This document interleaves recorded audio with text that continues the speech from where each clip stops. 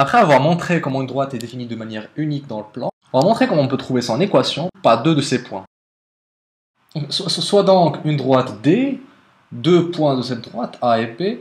Disons que les coordonnées de A sont XA et YA, les coordonnées de B sont XB et YB. Et prenons un point quelconque MXY.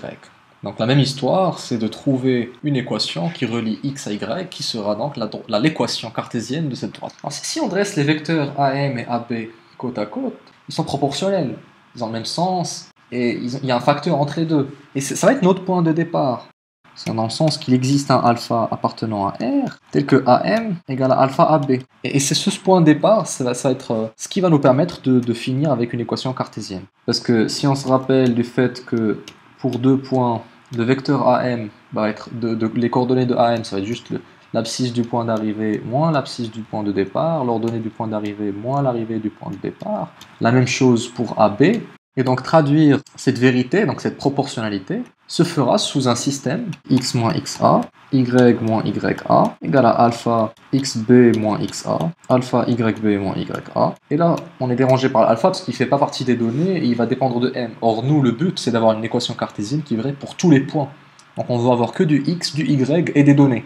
Donc les données, c'est xa, xb, ya, yb. Donc il faut se débarrasser du alpha. Pour ce faire, on va l'exprimer de deux manières.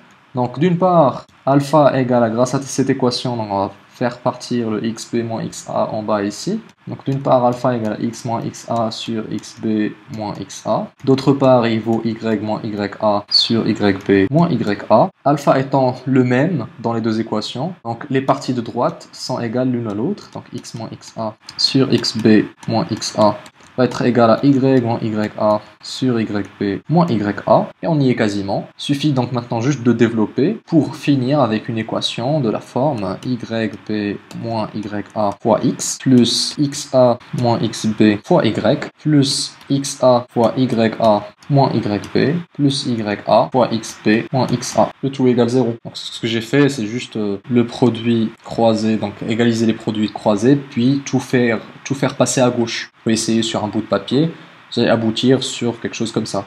Ce qui donc au final, on entend A, ceci B, et cette somme C, quelque chose de la forme habituelle AX plus BY plus C égale 0, qui est l'équation cartésienne recherchée. Et donc voici donc comment, en partant du fait que AM et AB sont des vecteurs proportionnels, en éliminant le alpha, on finit par obtenir l'équation cartésienne de la droite. Seulement en connaissant donc les coordonnées de deux points par lesquels elle passe. Et bien entendu, après, on peut vérifier l'implication inverse. Il suffira de donner la valeur xa, ya à x et y pour vérifier que A appartient à cette droite qu'on a obtenue, et faire la même chose avec B, et trouver à chaque fois trouver une somme égale à 0, donc pour bien vérifier que c'est bien la droite qui passe par A et B.